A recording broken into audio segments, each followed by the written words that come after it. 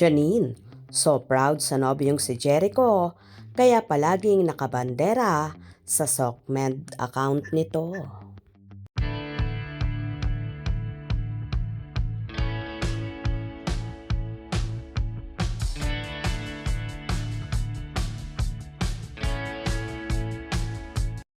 Tila so proud at in love na in love ang Asian rising star na si Janine Gutierrez dahil palagi nitong ibinabandera sa kanyang SOCMED account ang napapabalitang kasintahan na ang kapamilya star at Mr. Pogi ng Marikina City, walang iba kundi si Jericho Rosales.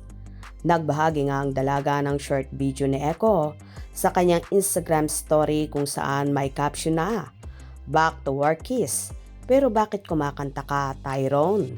At Jericho Rosales Official. Tila inaasar ni Janine ang aktor na may halong kilig dahil ang pogi naman talaga ni Tyrone kung saan sobrang lakas ng sex appeal.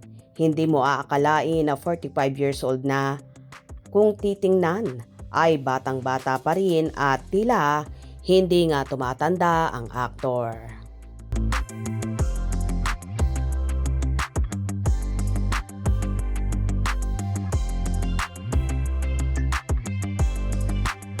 After nga ng masayang celebration ng Christmas at New Year kung saan magkasamang nag-celebrate ang Econin. Noong Christmas ay sa mismong bahay ni Jericho nagpasko sina Janine kasama ang kanyang kapatid na sina Diego at Jessica Gutierrez. At syempre andun din ang anak ni Echo na si Santino Rosales.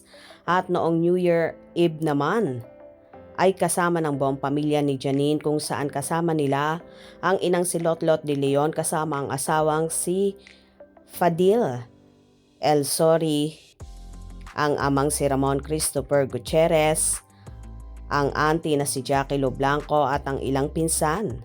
Kitang-kita naman kung gaano kasaya ang pagsasamang yon ng buong pamilya Gutierrez kasama si Jericho kung saan ibinahagi ni Diego ang ilang kaganapan sa kanyang Instagram account.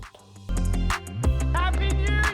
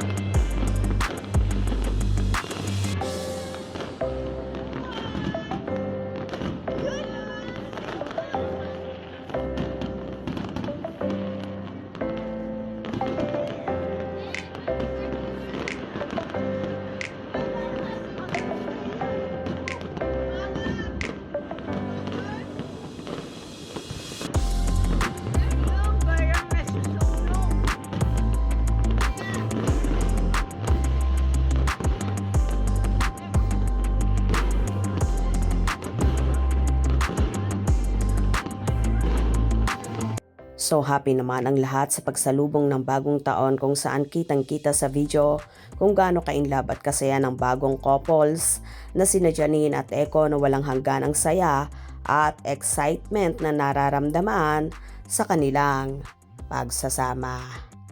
Happy New Year sa lahat! Kung nagustuhan nyo ang video na ito, comment down below.